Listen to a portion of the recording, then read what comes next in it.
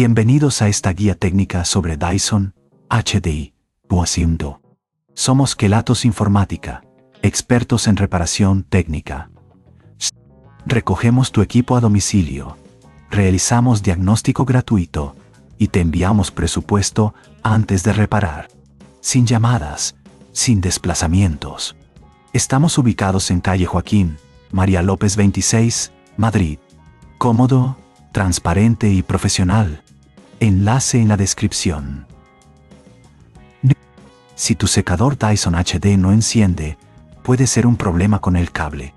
Esto puede suceder por desgaste o daños en el cableado.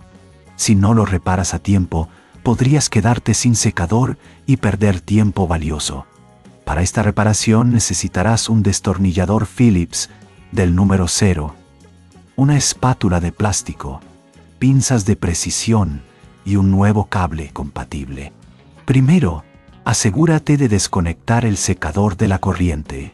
Luego, utiliza el destornillador para quitar los tornillos que sujetan la carcasa. Con cuidado, separa las dos mitades de la carcasa, asegurándote de no dañar los clips de plástico. Localiza el cable dañado, que generalmente estará conectado a la placa base. Desconéctalo con las pinzas, teniendo cuidado de no tocar otros componentes.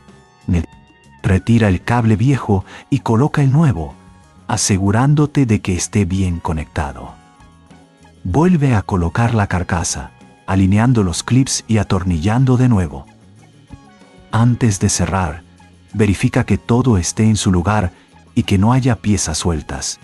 Si en este punto ves que es demasiado complejo, recuerda que en Kelatos recogemos el equipo en tu domicilio y te lo devolvemos reparado.